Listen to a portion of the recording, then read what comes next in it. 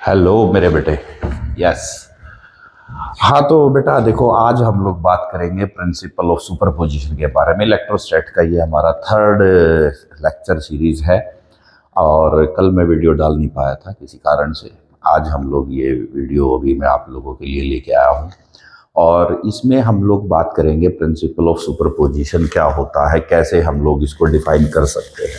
ठीक है, तो देखो प्रिंसिपल ऑफ सुपरपोजिशन, पहली बात तो ये हमारे को टोटल फोर्स के बारे में बताता। देखो क्या होता है, हमारे पास फोर्स निकालने के लिए कूलम सीओ कूलम्स लॉ हमारे को क्या देता है, फोर्स की कैलकुलेशन। फोर्स की कैलकुलेशन देता है कब, दो चार्जेस के बीच में। दो चार्जेस वाले केस में हमारे को कूलम लॉ फोर्स बता देता है। मान लो भैया एक चार्ज यहाँ है, एक यहाँ है, तो यार अब पता लग जाएगा कि भाई इनके बीच में फोर्स कितनी है। तो बच्चों फोर्स है के Q1 Q2 bye are square, ये तो है। लेकिन अब सवाल उठता है कि ये दो चार्जेस के अगर हैं और यहाँ पर कोई एक तीसरा चार्ज भी आ गया, ठीक है, यहाँ पर कोई एक चौथा चार्ज भी आ गया, तो यार अब फोर्स मुझे किसी एक चार्ज, मान लीजिए मैं इसके ऊपर निकाल रहा हूं, तो वो फोर्स कितनी होगी, तो वो तो कूलम लॉ से नहीं आ सकती। ठीक है, तो उसके लिए हमारे को एक नए नियम की जरूरत पड़ती है और एक नया नियम बनाया गया। उस नए नियम का हमने जो नाम रखा, वो रखा बेटा प्रिंसिपल ऑफ सुपरपोजिशन। ठीक है, तो अब हम लोग बात करते हैं कि प्रिंसिपल ऑफ सुपरपोजिशन क्या होता है। देखो प्रिंसिपल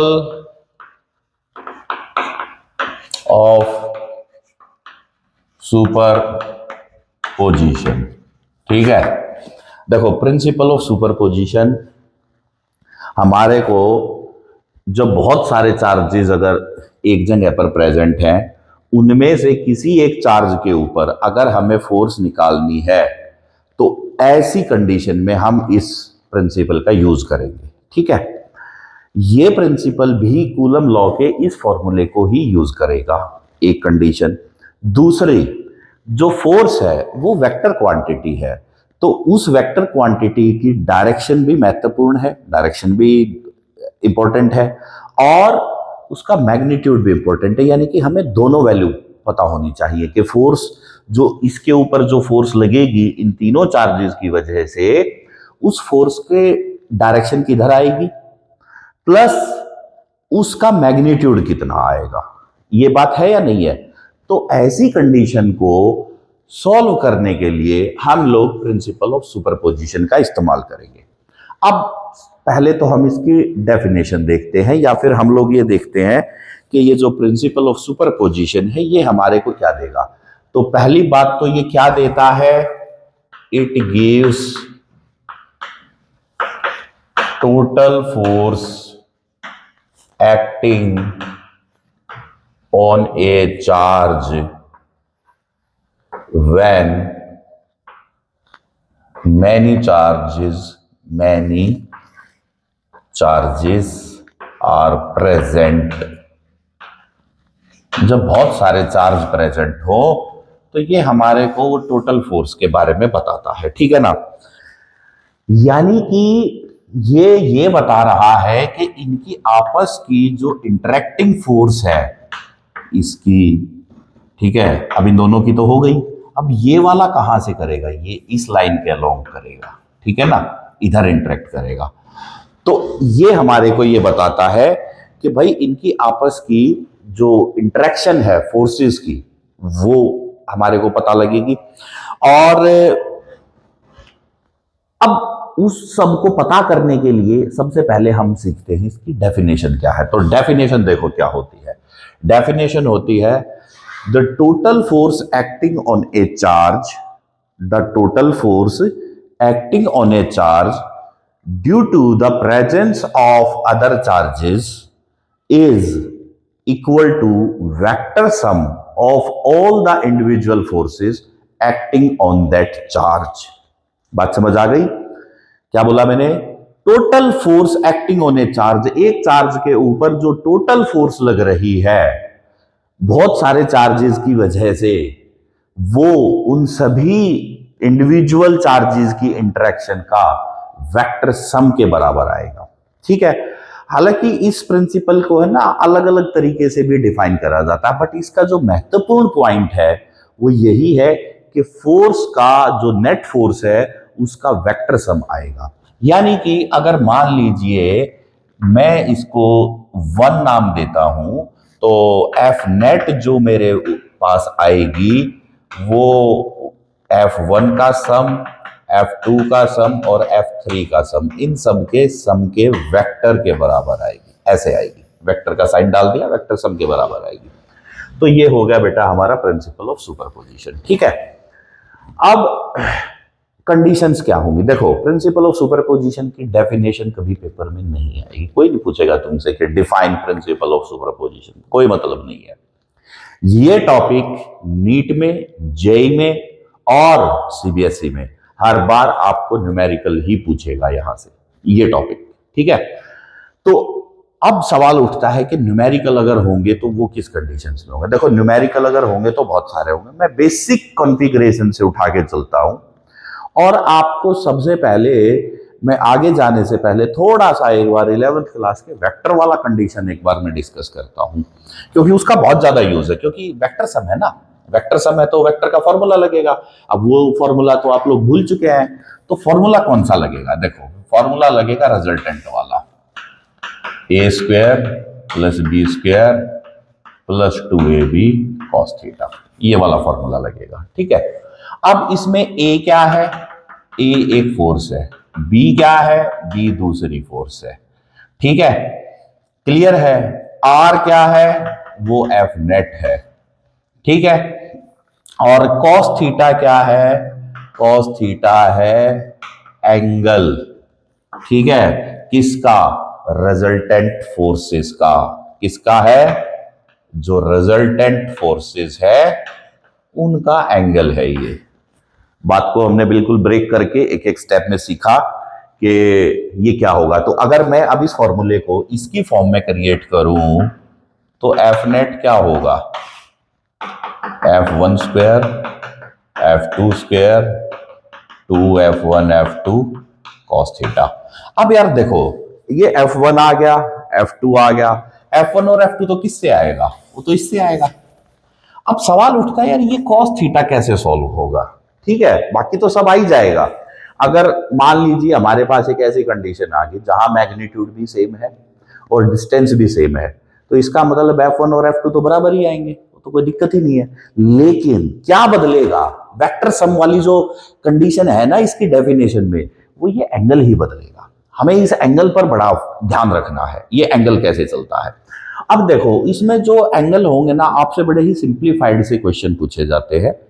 एक इक्विलेटरल ट्राइंगल की प्रॉब्लम क्रिएट करके आपसे पूछी जाएगी, एक आपसे स्क्वायर की फॉर्म में पूछी जाएगी, और या फिर आप स्क्वायर का आधा कर दो डायगोनली तो वो एक राइट एंगल ट्राइंगल बन गया। तो एक राइट एंगल ट्राइंगल की फॉर्म हो सकती है। मुख्य प्रकार से यही 3 फॉर्म के सुपरपोजिशन से हमारे क्वेश्चंस बनते हैं और पूछे जाते हैं। 3 फॉर्म बोली है मैंने, इक्विलेटरल ट्राइंगल, ठीक है, स्क्वायर और राइट एंगल ट्राइंगल। यानी कि अब आपको इन तीनों शेप की ज्योमेट्री भी पता होनी चाहिए। ये तो पता होना ही होना चाहिए, साथ में उसकी ज्योमेट्री भी पता होनी चाहिए। तो एक बार मैं उसकी ज्योमेट्री को भी बात कर लेता हूं। अब देखो, ज्योमेट्री पे अगर मैं बात करता हूं तो देखो, मान लीजिए ये मेरा एक इक्विलेटरल ट्राइंगल है। ठीक है भाई। अब इक्विलेटरल ट्राइंगल है तो इसमें कैसी कैसी कंडीशंस हमसे पूछ सकते हैं?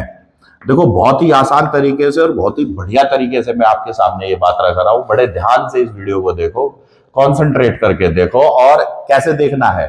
फुल स्क्रीन पर लगाओ, अपने हेडफोन या जो भी कुछ है आपके पास उसको लगाओ, कोई डिस्टरबेंस नहीं होनी चाहिए, और कॉपी आपके सामने होनी चाहिए और पेन आपके हाथ में होना चाहिए। जो मैं बोल रहा हूं, जो मेरे मुख्य मुख्य पॉइंट्स आपको लग रहे हैं, आपको लग रहा है कि ये आप भूल सकते हैं, उन सबको साथ साथ नोट करते जाओ। और जो मैंने वीडियो में डेफिनेशन बोली उसको जरूर लिखना सुनते हुए, क्योंकि वो बताएगा कि आप कितना कॉन्सेंट्रेशन से इस वीडियो को देख रहे हो। क्योंकि देखो, मजा वीडियो में तभी आने वाला है। ये जरूर है, मैं जो पढ़ा रहा हूं ना, बहुत इजी और बहुत ही एक तरीके से बात मैं अपनी रखने की कोशिश करता हूं। मेरी कोशिश वो कन्वेंशनल बुक टीचिंग वाली नहीं है, और ना ही मैं ऐसा रखता कि यार जो किताब में लिखा वो यूं का यूं रट के बता दिया, या वो अंग्रेजी में बोल दिया, या उसका हिंदी में ट्रांसलेशन कर दिया। नहीं, मेरा जो तरीका होता है मैं उसको बात रखता हूं कि उसको ब्रेक करके कैसे करा जाए, कि हाँ इसके ये पॉइंट्स है, इनके ऊपर मेरा ज्यादा मेन फोकस होता है, और उसका फिर एक एनालिसिस वे से हम लोग उसको डिस्कस करें तो ज्यादा मीनिंगफुल बात आती है। हाँ, तो मैं बात कर रहा था कि ये हमारे पास एक ट्राइंगल है, ठीक है।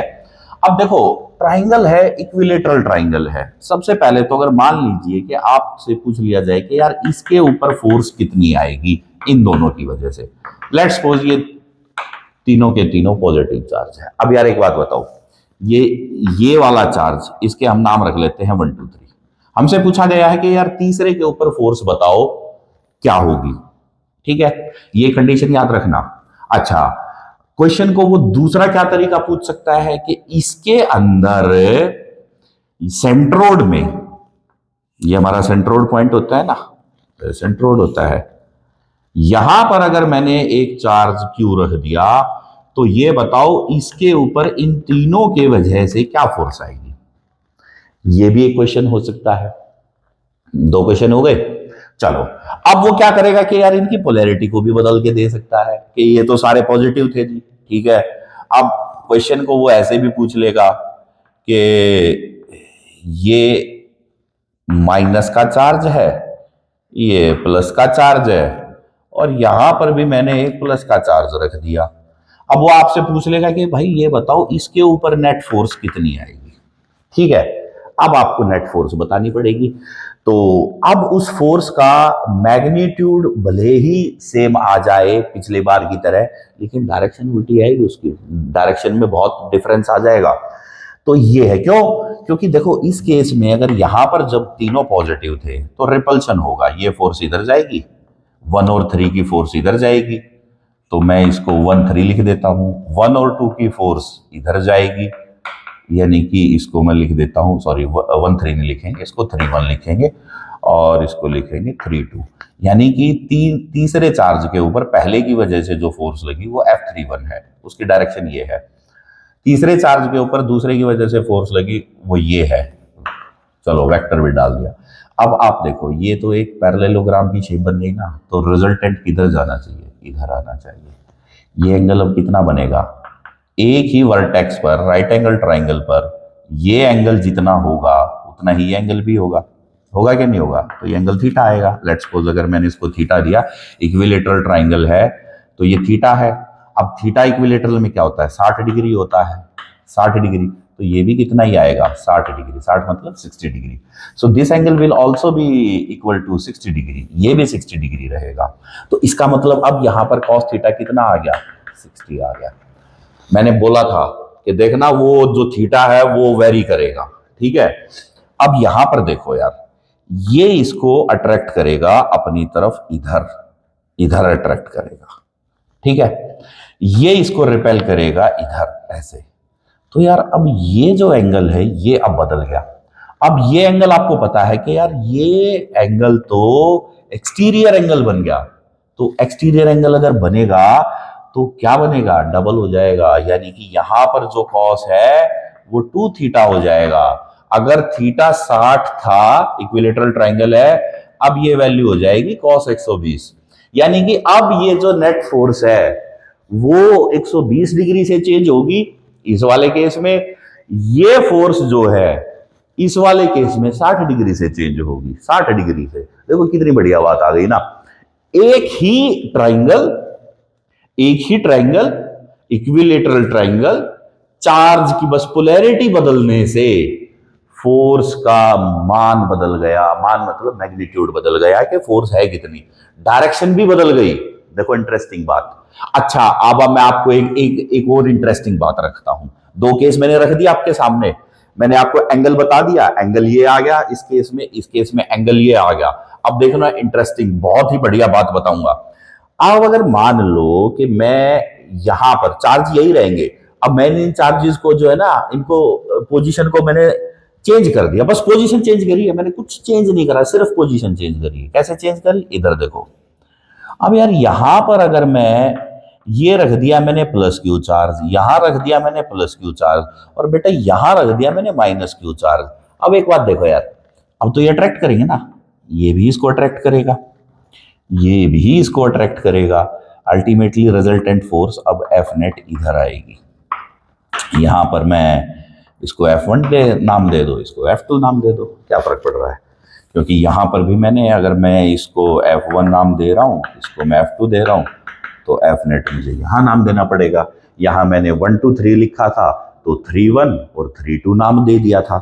अब देखो ये भी कितना है, इधर ही आ रहा है, तो अब यहां पर एंगल कितना आएगा, यहां पर cos थीटा आएगा, और थीटा कितना आएगा, 60 डिग्री आएगा। क्यों, क्योंकि सारा केस किसका है, इक्विलेटरल ट्राइंगल का है, इक्विलेटरल ट्राइंगल का है।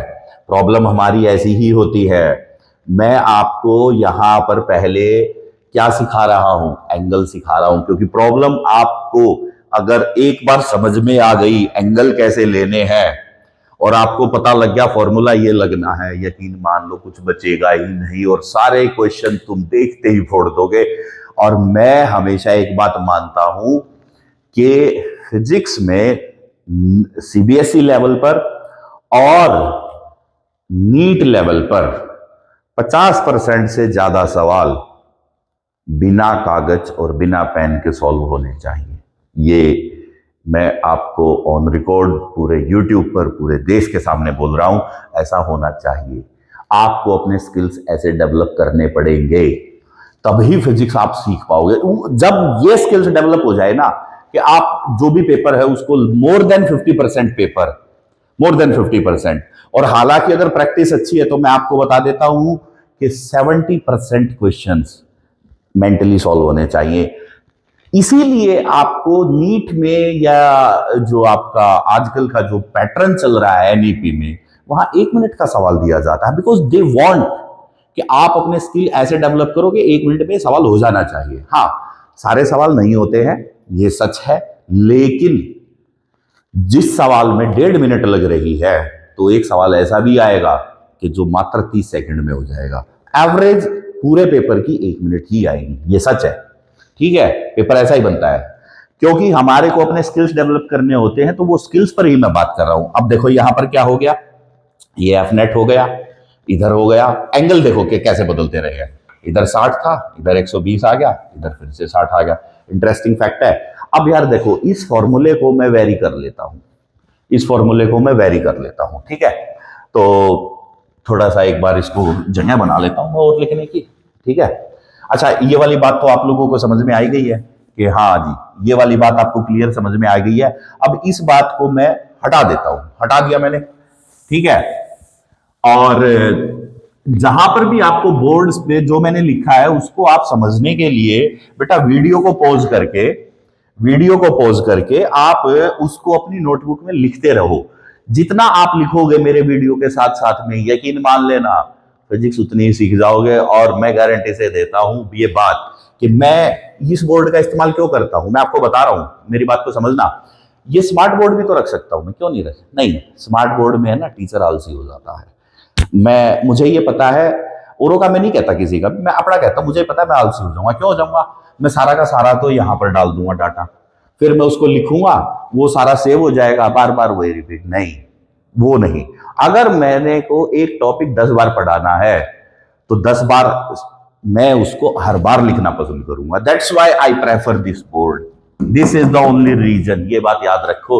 और ये कन्वेंशनल है, ये ही मुझे पसंद है, ये यकीन मान लेना, क्योंकि वो जो स्मार्ट बोर्ड है ना, वो इंसान को आलसी बना देता है, उसमें कोई मजे वाली बात नहीं है। एनीवे, तो ये मैं आपको, और फिर हाँ दूसरी बात ये है कि आपको ये जो बोर्ड है ना, ये आपको घर पे क्लासरूम वाली फील देने के लिए, हाँ क्योंकि क्लास में ऐसा ही बोर्ड होना चाहिए।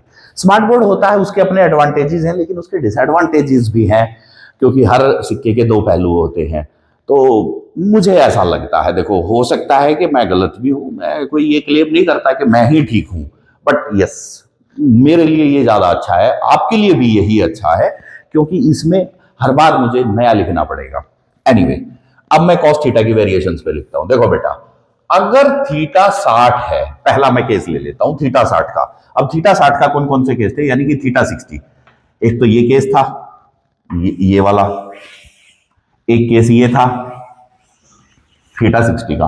अब देखो बेटा, कॉस 60 वैल्यू पुट कर दो, तो एफ नेट कितना हो जाएगा, एफ नेट हो जाएगा F1 square F2 square 2F1 F2 cos 60, root में डाल दो। cos 60 की वैल्यू 1/2 होती है, 1/2 इसको काट देगा, तो फॉर्मूला रह जाएगा F1 square F2 square 2F1 F2। अच्छा, ये एफ नेट आ गया।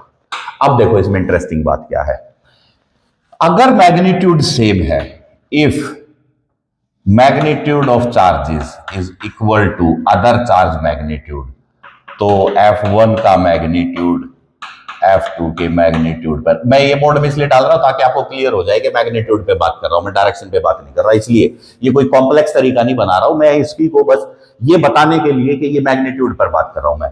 तो F1 और F2 बराबर आएंगी, ठीक है, क्योंकि दूरी बराबर है।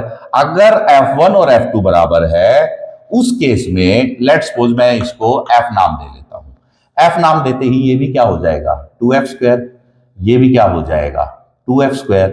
तो यार 2F स्क्वायर और वैल्यू फिर हमारी क्या बन जाएगी, सोच के देखो आप, F स्क्वायर को आप बाहर ले दो, ठीक है, तो वैल्यू हमारी क्या बन जाएगी, ठीक है, इस तरीके से हमारी वैल्यू चेंज हो जाएगी।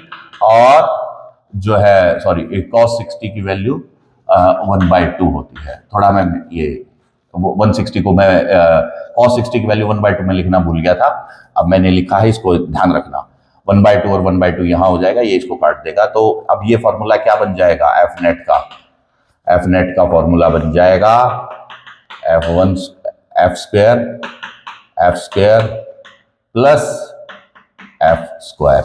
अब ये देखो यार, ये F स्क्वायर कितना हो गया, F बाहर ले दो और √3, यानी कि F नेट जो है वो √3 टाइम्स ऑफ F आ जाएगी, सीधी बात है। तो F नेट क्या हो जाएगा √3F।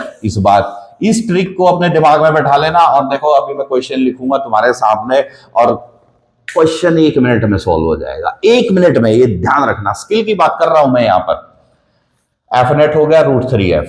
चलिएगा, अगर मैंने थीटा को 120 रख लिया, तो बेटा cos 120 जो है वो -1/2 होता है। अब इस फॉर्मूले में -1/2 अगर मैंने रख दिया, तो ये कितना हो जाएगा भाई, ये कितना हो जाएगा F नेट बताओ, F square minus F square, तो कितना रह गया F नेट बराबर F के बराबर आ जाएगा, ठीक है, बात समझ में आ गई। और अगर मान लो एक और वेरिएशन आ जाए, cos 90 की वेरिएशन ले लेता हूं मैं, cos 90, ठीक है, अगर मान लीजिए एक राइट एंगल ट्राइंगल का केस है, उस केस में थीटा 90 हो जाएगा, कब राइट एंगल ट्राइंगल, ठीक है, राइट एंगल ट्राइंगल में क्या बन जाएगा थीटा 90। अब उस फॉर्मूले में, इस वाले फॉर्मूले में थीटा को 90 करो, जहां मैंने 60 लिखा है वहां 90 करो, cos 90 क्या होता है 0, वो वाली वैल्यू 0, और F नेट क्या हो जाएगा, F नेट क्या हो जाएगा F square plus F square का रूट, तो क्या हो जाएगा F बाहर √2F, क्या हो जाएगा √2F। यानी कि कंडीशन हमारे पास कितनी आ गई, जब 90 डिग्री एंगल है तो √2F, और ये 90 डिग्री वाला कहां पर होगा, ये स्क्वायर में भी काम आएगा, ये फॉर्मूला याद रखना, ये स्क्वायर में भी काम आएगा, मैं बोल रहा हूं 2 बार बोला है मैंने, स्क्वायर में काम आएगा। ये √2F हो गया, ये F नेट F हो गया, कब, जब 120 डिग्री का एंगल है, और ये F नेट √3F हो गया, ठीक है। अब देखो, अब इन क्वेश्चंस को मैं यहां पर सॉल्व कर देता हूं, देखना कितना मजेदार होगा। अब क्वेश्चन थे, चलिएगा।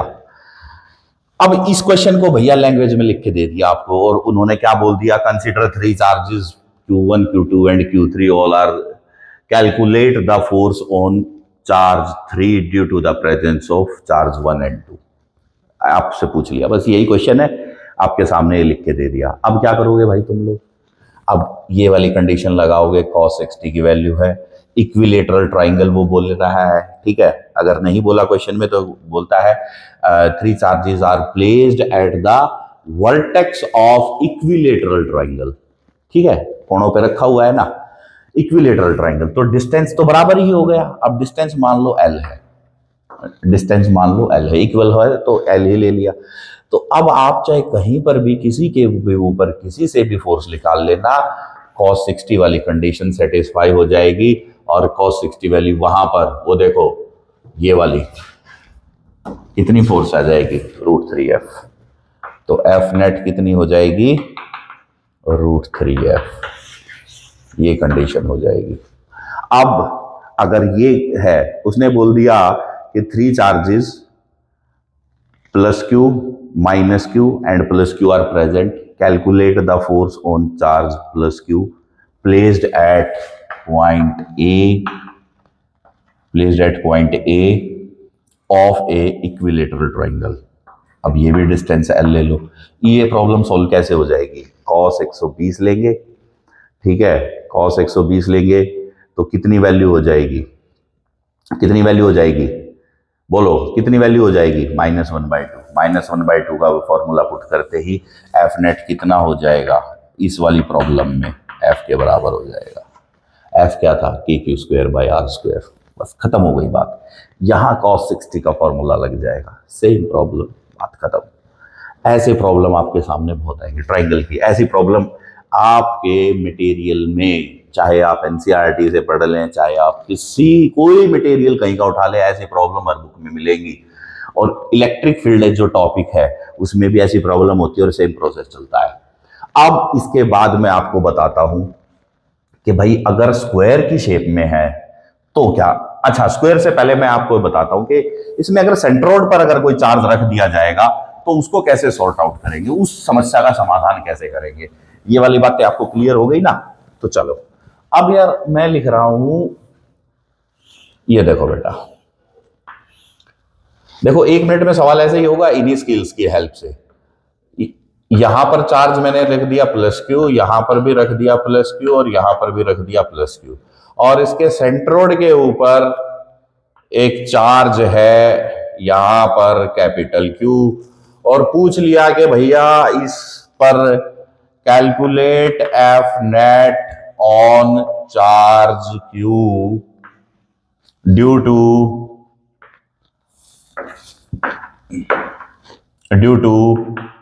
+Q1 +Q2 and +Q3। ये एनसीईआरटी में भी क्वेश्चन है।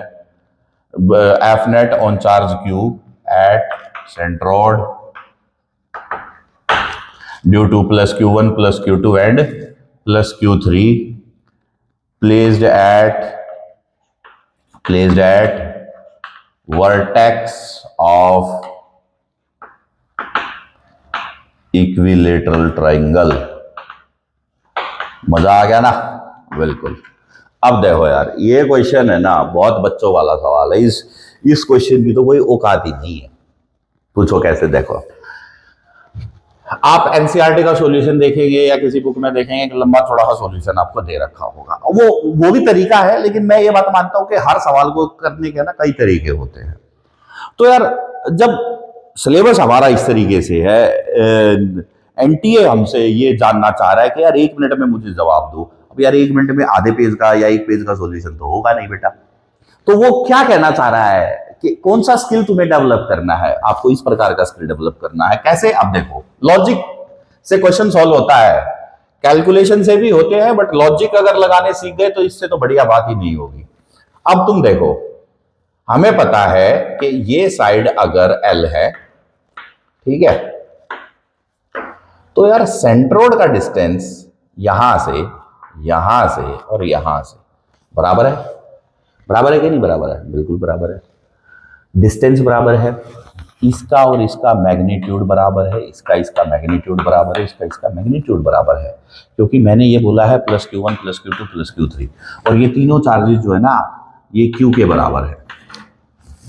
मैं इस क्वेश्चन को और सिंप्लीफाई कर सकता हूं, या फिर क्योंकि सिंप्लीफाई नहीं, मैं इसको और भी कॉम्प्लेक्स में भी किसी भी तरीके से कर लो, दो ही बातों में ऐसी क्वेश्चन रखेगा, या तो ये तीनों अलग अलग होंगे या ये तीनों बराबर होंगे। अगर पहला केस में ले रहा हूं जब ये तीनों बराबर हैं, तो तीनों बराबर का केस अगर मैंने ले लिया तो क्या करना पड़ेगा मुझे? बराबर है चार्जेस, डिस्टेंस भी बराबर है। अब यार एक बात बताओ, फॉर्मूला तो यही लगना है कि क्यू क्यू बाय जो भी डिस्टेंस है आर स्क्वायर है, आर स्क्वायर है। अब आर की वैल्यू क्या है? L/√3। हमें तो ये पता है भैया, आर तो L/√3, क्योंकि सेंट्रोइड की दूरी इतनी ही होती है। ठीक है, तो अब L/√3 का स्क्वायर करेंगे तो ये 3 ऊपर चला जाएगा, तो फॉर्मूला क्या बन जाएगा? ये 3KQ/L², यह फॉर्मूला ये बन जाएगा। अब हर जगह तीनों फोर्सेज यही आ रही हैं, और फोर्सेज की जो डायरेक्शन है वो किधर जा रही है? इन दोनों की अट्रैक्टिव, ये दोनों एक रिपेल कर रहे हैं ना, रिपेल कर रहे हैं, ये इधर जा रहा है, ये दोनों रिपेल कर रहे हैं, ये इधर जा रहा है, ये इसको रिपेल करके इधर भेज रहा है। अल्टीमेटली अल्टीमेटली इस डायग्राम पे अब फोकस करो। ये डायग्राम जब आपने फोकस कर लिया तो आपको समझ में आ गया, ये तो बैलेंस कर गया इसको, क्योंकि इन दोनों का रिजल्टेंट इस तरफ जाना चाहिए, यानी कि ये दोनों चार्ज मिलके इसको इस तरफ पुश करेंगे। ठीक है, जब ये दोनों इसको इस तरफ पुश करेंगे तो ये वाला चार्ज इसको किधर पुश करेगा? इधर पुश करेगा। ये और ये जो कंपोनेंट है एक दूसरे को बैलेंस कर जाएंगे। बैलेंस अगर कर गए तो इक्विलिब्रियम की कंडीशन आ गई, और इक्विलिब्रियम की कंडीशन में क्या होता है? एफ नेट क्या होता है? 0। वो आपसे ये जानना चाहते हैं कि भाई साहब मुझे 1 मिनट में बताओ ये 0 है, वो कारण नहीं जानना चाहते आपसे, और कारण ये है आपको ये वाला सोच डेवलप करना पड़ेगा जब ये सवाल होगा। और अगर ये वाला सोच नहीं डेवलप करते हो तो फिर आप यही कहोगे पेपर बहुत मुश्किल है, पेपर में पता नहीं कैसे सवाल आ गए, ये तो 3 घंटे में हो ही नहीं सकता। बहुत कंप्लेंट आती है लोगों में। देखो एनईपी लागू हो चुकी है, पेपर में आपको अपने सोचने का तरीका बदलना होगा, और इसीलिए मैं भी आपको मैं यही सिखाने आया हूं कि सोचते कैसे हैं। ये तो सभी कह देंगे कि इसमें सोचो सोचो कुछ सोचो, नहीं, मैं ये कह रहा हूं कि सोचते कैसे, कैसे सोचते हैं, ऐसे सोचना चाहिए, क्योंकि इसी तरीके पर वो आपको ले जाना चाह रहे हैं। जब आप इस तरीके से सोचना शुरू कर गए, इस तरीके से आपके थॉट डेवलप हो गए, तो 1 मिनट का समय आपको लगेगा ऐसे सवाल सॉल्व करने में। और आपको देखो पूरा टॉपिक करते करते मैंने 4 सवाल बता दिए आपको ट्रायंगल के। कितने बता दिए? 4 सवाल। पता भी अगर आपको लगेगा, और सबका एक ही तरीका। अब मैं स्क्वायर वालों पर बात कर लेता हूं। देखो आपको स्क्वायर वाले समझ में आएंगे और आपको मजा आ जाएगा कि सर वाह क्या बात कर दी आपने तो। ठीक है, जब ऐसी बात हो जाए और आपको मजा आ जाए तो कमेंट में एक बार लिख के जरूर बता दीजिएगा, ताकि मुझे ये पता लग जाए कि आप लोग वीडियो पूरा ध्यान से देख रहे हो। देखो मैं इनको शॉर्ट में काट पीट के एडिट करके भी डाल सकता हूं, लेकिन मैं इसको एडिट नहीं करता। क्यों नहीं करता एडिट? में इस वजह से नहीं करता कि जो भी कुछ हो रहा है इस बोर्ड पर एज इट इज हो रहा है, ठीक है ना। मैं अपने लेक्चर की सीरीज को रो रखना चाहता हूं। बिल्कुल, अगर मुझसे कोई गलती हुई है ना तो ऑन रिकॉर्ड यही होनी चाहिए। अगर तरीका, क्योंकि देखो जब हम क्रिएटिविटी से बात करेंगे, कुछ करेंगे, तो जाहिर सी बात है कि कहीं ना कुछ गलतियां, इंसान है, ह्यूमन एरर एग्जिस्ट करते हैं, कुछ भी हो सकता है, वो कोई बहुत बड़ी बात नहीं है। उसको रेक्टिफाई करना उसी समय पर वो बहुत जरूरी है। तो मैं हमेशा यही मान के चलता हूं कि यार अगर कुछ गड़बड़ हो जाए, कहीं पर कोई बात अगर रख दी जाए तो एज इट इज होनी चाहिए, और फिर उसको जो है वहीं पर आपको ये बता दिया जाना चाहिए कि यार अगर ये करेक्ट हुई है तो कैसे हुई है। और ये बात भी ये ध्यान रखना चाहिए कि जो है हर बात को एज इट इज रखने में जो मजा है वो बहुत बढ़िया है। एनीवे, अब मैं ये क्वेश्चन लेता हूं। मान लीजिए कि यहां पर 4 चार्जेस रखे हैं, +Q1 +Q2 +Q3 and +Q4।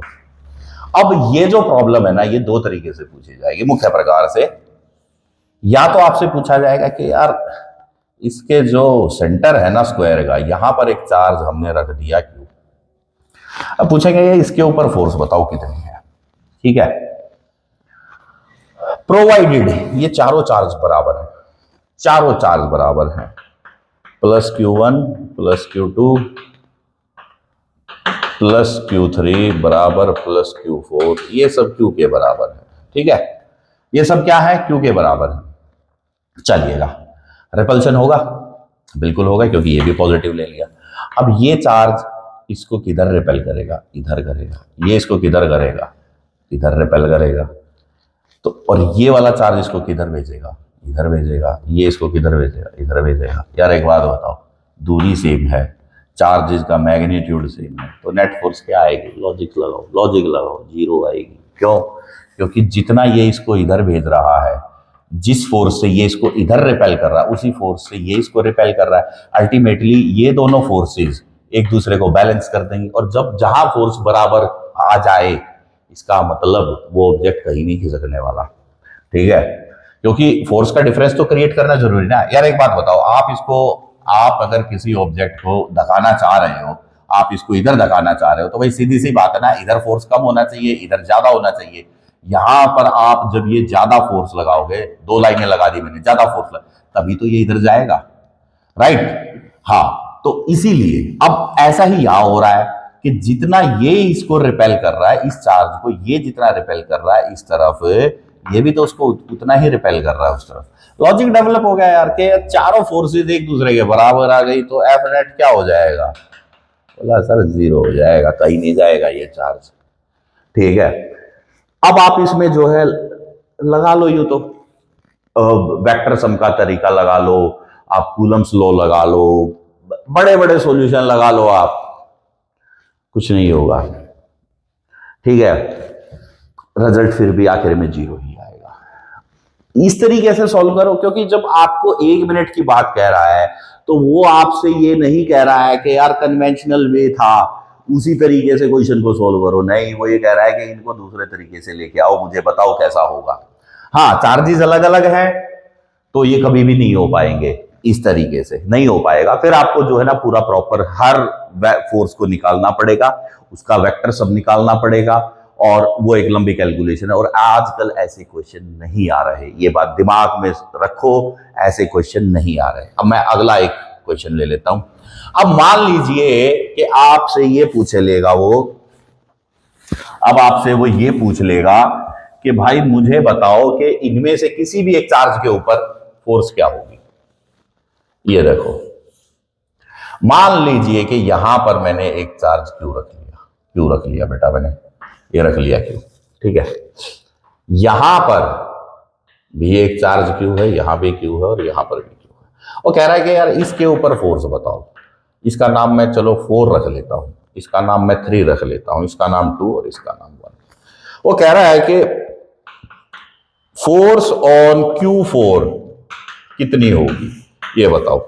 Square के शेप में है, डिस्टेंस हमारा सबका बराबर ही है, साइड S है, ये भी S है, ये भी S है, ये भी S है। अब देखो यार, लॉजिक लगाओ बेटा, फोर्स क्या होगी।